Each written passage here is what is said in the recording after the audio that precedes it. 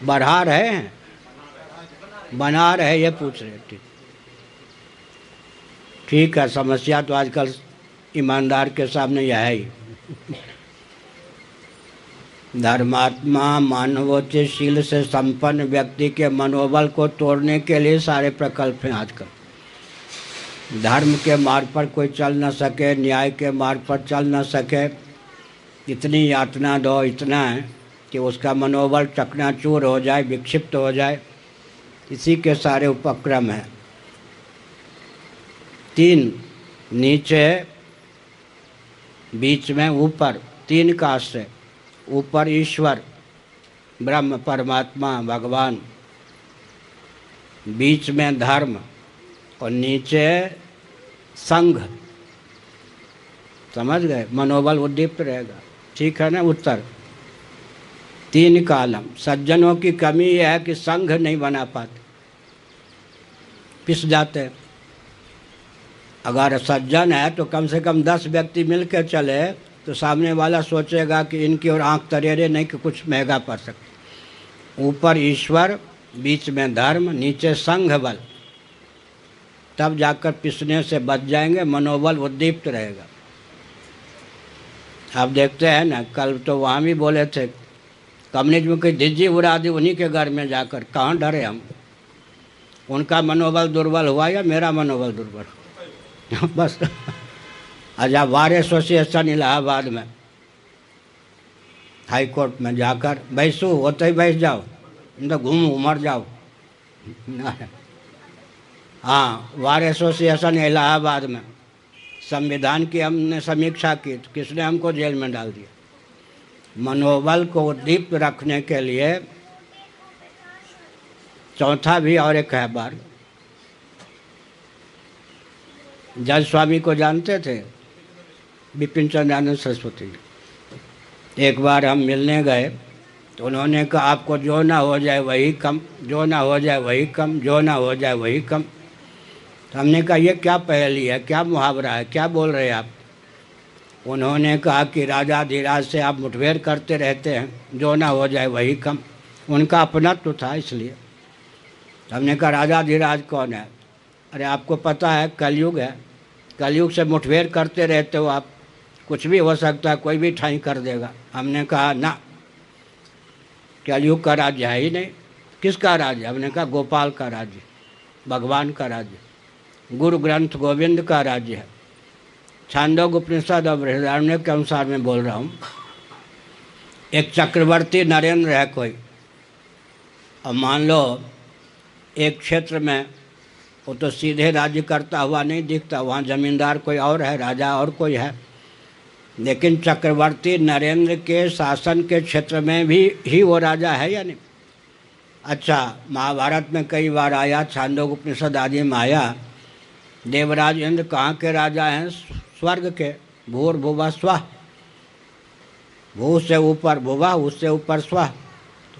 भुवः स्वः लोक के जो राजा इंद्र हैं, भले ही भुवः लोक पर, भुवर लोक पर और भूलोक पर कोई दूसरा शासन करता हुआ दिखाई पड़े, लेकिन वस्तुतः उन पर भी आधिपत्य किनका है? इंद्र का। फिर महाजना तपा सत्यम, सत्यलोक में कौन है? ब्रह्मा जी। तो मर्त्यलोक में भले ही मोदी जी हों, मनमोहन जी हों, भारतवर्ष में वस्तुतः ब्रह्मा जी का शासन हुआ या नहीं? और ब्रह्मा जी के ऊपर भी किनका शासन है? श्रीमन नारायण का, साक्षात परात्पर पुरुषोत्तम परमात्मा का। तो जहाँ जाए इसको बरबरावे नहीं, बोले नहीं, अंदर से समझे कि हम ईश्वर के द्वारा शासन प्राप्त क्षेत्र में घुस रहे हैं। यहाँ भी ईश्वर का साम्राज्य है और ईश्वर हमारे आत्मी ही नहीं बल्कि आत्मा स्वरूप भी है। मनोबल बुलंद रहेगा। हम ये नहीं मानते कि मायावती का राज्य है या था, या ममता का या इनका राज्य है, केजरीवाल जी का। उचित ये विज्ञान रहता है किस पार्टी का राज्य है, कौन है नेता, या अंदर से समझते हैं ईश्वर का राज्य, मैं ईश्वर का हूँ, तो कौन बाल बांका कर देगा? मनोबल उद्दीप्त रहता है। हम दूसरों के नाम पर क्यों रोवें? जितने रोने योग्य व्यक्ति हमारे नाम पे क्यों न रोवें? हम लोग दहाड़ रहे हैं भौतिकवादी गिड़गिड़ा के रो रहे हैं। क्या किसका बल है? धर्म। ये तीन बल, गुरु ग्रंथ और गोविंद। गुरु ग्रंथ और गोविंद एक प्रकार बताया, उधर ईश्वर, धर्म और संघ बल।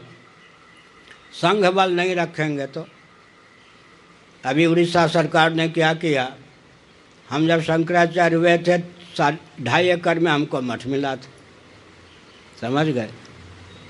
वो भी गुंडों से घिरा हुआ, अराजक तत्वों से, बिना लाठी गोली के, गौशाला सहित वो लगभग 8 एकड़ में है। उड़ीसा सरकार ने शंकराचार्य का कोई आधिपत्य नहीं, तहसीलदार के द्वारा निर्णय करवा दिया।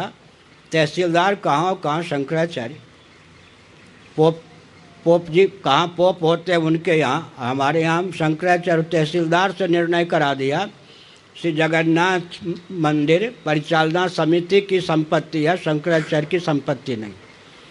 हमको पता चला, हम यात्रा में थे, हमने फ़ोन किया, करवाया जितन महापाल जी को कि किसी एक तारीख को एक ही समय जिला कार्यालय जहाँ हो हल्ला किए बिना मौन हमारी आदित्य वाहिनी के सदस्य केवल एक पट्टी पर लिख दें, हे सर्वेश्वर शासन तंत्र की दमन नीति का दमन कर। मौन केवल खड़े हो जाएं, थोड़ी दूर चल लें, बोलें कुछ नहीं, न जिंदाबाद न मुर्दाबाद। एक ही समय में एक ही तारीख को 22 जिलों में ऐसा काम हुआ। अब मुख्यमंत्री की ओर से सूचना आ गई कि क्या क्या कठिनाई है मठ, हो गया ना। संघ बल ना होता तो कोई रेल की पटरी उखाड़ना, मुर्दाबाद कुछ नहीं। लेकिन और ऊंची बात है, ऊंची बात क्या है, परशुराम जी अकेले थे या बहुत से सैनिक? अकेले थे। अकेले भी एक गुरु गोविंद सिंह ने कहा ना, 1.25 लाख से एक को भिड़ा दूंगा। वो बल कहाँ से आता है? संध्या वंदन से। नेत्र और सूर्य की एकता का चिंतन करेंगे तो सूर्य की शक्ति जीवन में प्रतिष्ठित होगी या नहीं? मन और चंद्रमा की एकता का चिंतन करेंगे तो चंद्रमा में जितनी शक्ति है उतनी शक्ति मन में आएगी या नहीं? वाणी और अग्नि की एकता का चिंतन करेंगे तो हर व्यक्ति अकेले दिखेगा, लेकिन वो संघ बल होगा या नहीं? मैंने गुप्त रहस्य बताया, आप बहुत लाडले प्यारे हो मेरे। क्या दिखाई पड़ेगा एक व्यक्ति, लेकिन उसके साथ लाखों व्यक्ति, करोड़ों व्यक्ति होंगे।